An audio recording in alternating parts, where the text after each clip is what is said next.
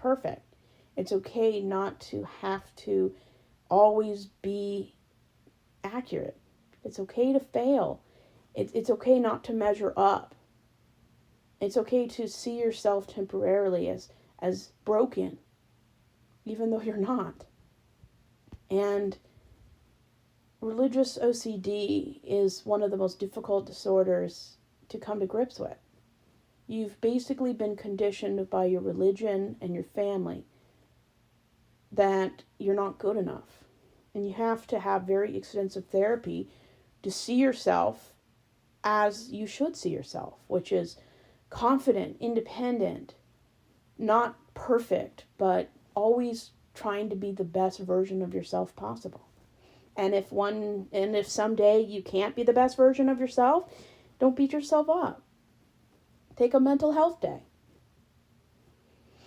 And I have to deal with PTSD every day.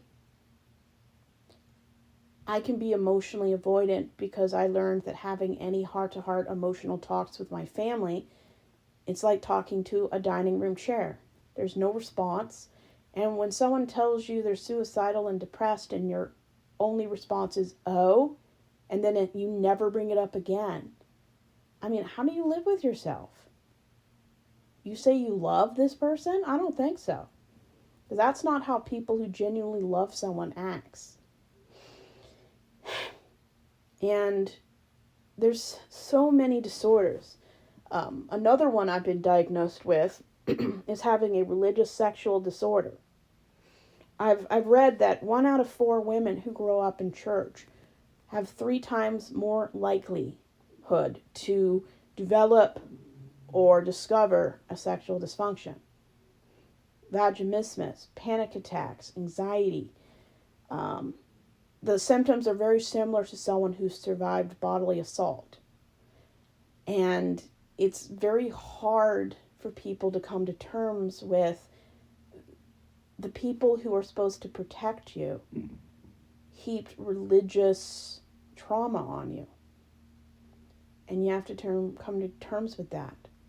And it's very hard to teach and train your body not to have an overreaction to normal bodily things. Because when you grow up in purity culture, women, not all women, but I've heard that 1 out of 4, approximately, of women in these religious environments internalize the shame, guilt, and disgust associated with marriage, sex before marriage.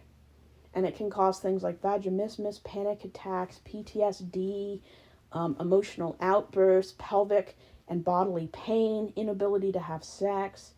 I mean, endometriosis can be complicated, or the complications can be worse because of religious trauma.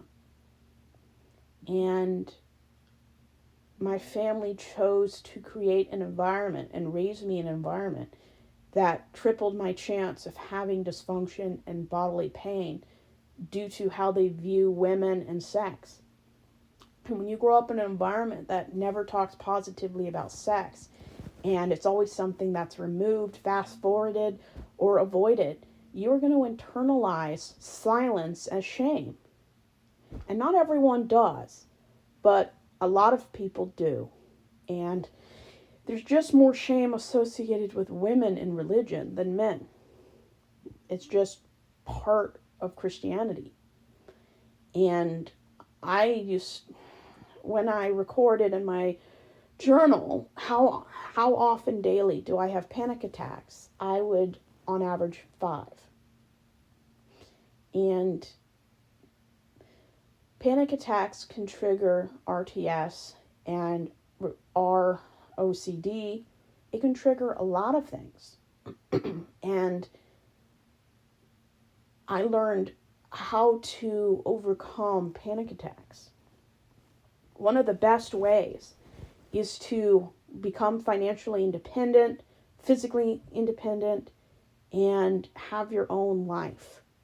If your parents can't gain control of you, can't control you, can't dictate what you do, where you go, and who you talk to, a lot of the panic attacks can be overcome by they can't control you.